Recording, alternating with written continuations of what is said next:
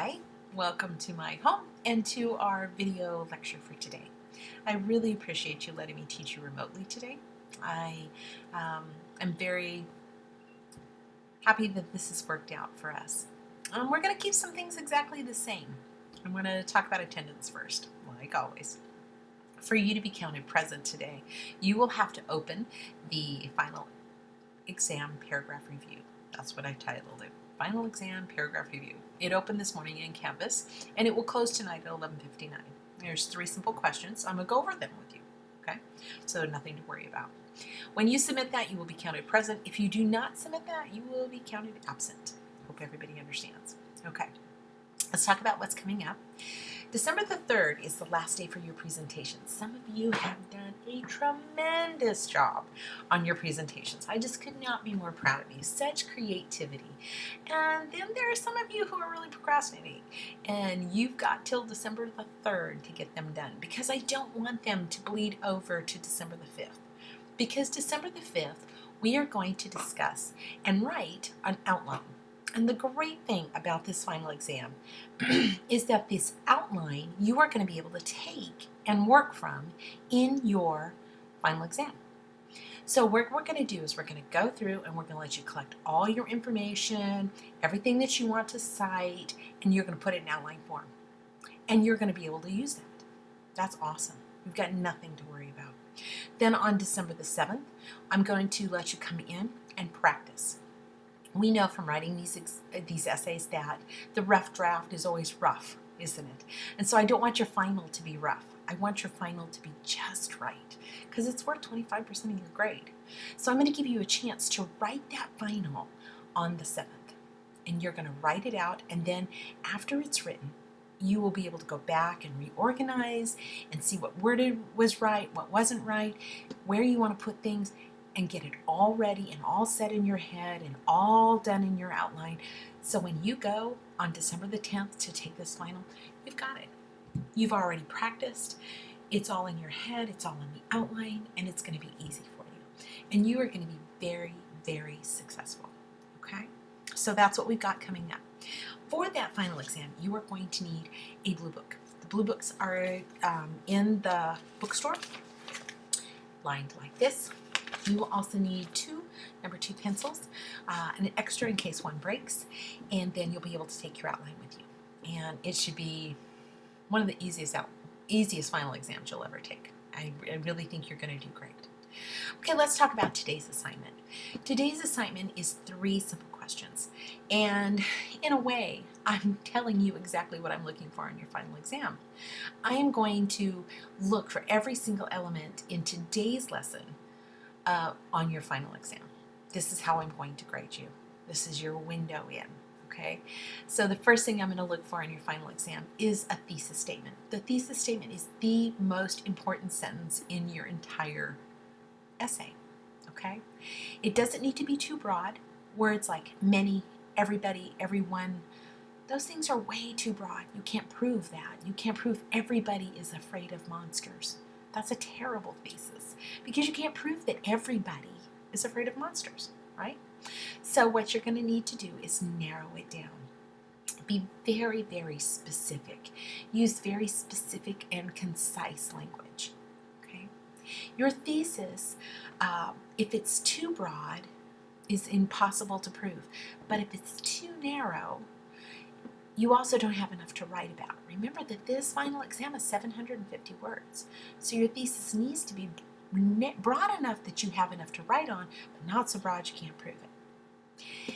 In this thesis statement, sometimes the purpose of it is just simply this, to give you a plumb line, to give you that compass that helps you know what you're writing on, to keep you off that rabbit trail. Now this happened a lot with the etymology essay. You started writing about this word and the development and the morphing of this word and the etymology of this word. And then you started writing about this word in a song. But then you lost the thesis. You lost the main idea. You started writing about the artist, and you started writing about the band, and you started writing about how many people love this song and how many awards it won and what social media says about it, and you suddenly quit talking about the word. Okay? So The reason the thesis is important is because it kind of gives you that point. This is the point you're going to make. And that's why this point, this thesis, has to be repeated in every paragraph, not word for word, but idea for idea. It has to be represented in every single solitary paragraph. It just keeps you on track. So if you're going to talk about it in the thesis statement and then talk about it in every paragraph. Okay? The next thing I wanted you to write on is the basic elements of an essay. I don't want anybody getting there and saying, hey, I didn't know this was supposed to be in there. This is elementary. Everybody knows this, okay? You know this. You need an introduction, body paragraphs, and a conclusion. 3 things. But the question I asked you is not for 3 things. It's for you to tell me what's in those 3 things. So please don't submit introduction, body paragraphs, and conclusion. Tell me what's in the introduction. Tell me what I'm looking for in an introduction. And you know what that is. I'm looking for that catching thing that catches the reader's attention, that interest, okay? That phrase or those ideas that get me into reading your paper. Answer the question, why should I read this? I'm also looking for that thesis statement. The last statement of the introduction is that thesis statement, okay? Then tell me about the body paragraphs. What are going to be in body paragraphs? We're going to break that paragraph down in a little bit. But for right now, I want you to know that body paragraph is always going to include quotations. Your sources are going to be in that body paragraph. And those sources have to have the in-text citation or parenthetical citation. Okay? So that's something that's in the body paragraph. The last thing you're going to have in an essay is a conclusion. And that conclusion is a summarization of absolutely everything that you've written about. So it's going to summarize all of your thesis statement, but also all your topic sentences that have come down. All of those are going to get re-summarized in that conclusion. Those are the 3 elements of the basic essay. I don't want you to get to your final essay and say, well, I didn't know it was supposed to be in there. That's what that question's for, to make sure you know every element of the essay. The last question that you're going to respond to is breaking down of paragraphs. Okay, so you have the essay, the thesis, and now individual paragraphs. The individual paragraphs contain a topic sentence. Topic sentence is rarely more than 1 sentence, and it's going to tell me everything the paragraph is about. A topic sentence never has a quote in it, and it never introduces your source. It goes before those things. Okay, so your topic sentence is going to be a general statement or summarization of what you're going to talk about. Then give me the introduction of the source. Tell me why you chose this author, why you chose this source to talk about, what interests you in it. Okay, who is this person? Why should I listen to this person? That's what I want in the introduction. That can be 2 to 3 to 4 sentences. Then I want you to write the quotation. Introduce it. Tell me who's saying it, and then quote it.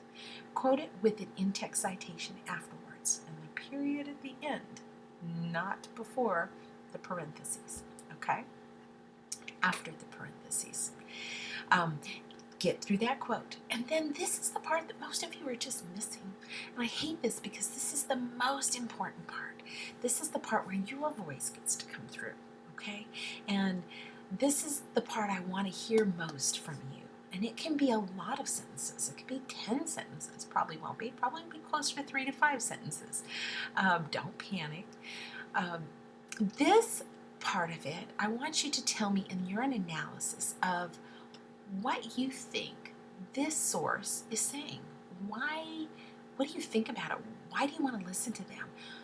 Compare it with other sources. Does this compare to this? Does this compare to that? Tell me how you interpret this quote. I want your analysis of it. And then after that analysis, which is the most fabulous part of writing, I want you to write a conclusion. I want it to reflect or support or mirror the topic sentence because it's a summarization of what you've just said. Okay? And then I want it to include transitions, words, ideas that transition from one paragraph to the next. Okay? So the paragraph has those parts to it. And I want you to tell me about those parts, just like I just told you about those parts, in paragraph form on this assignment. So final exam paragraph review is due tonight at 11:59. It is not 3 answers, it is 3 paragraphs. It's a writing course, so you're going to get to write. Okay, so get those written and submit them to me. Get them graded and get them back to you. It's worth 100 points, 100 more points to your credit. All right, I will see you on Monday. Have a good weekend.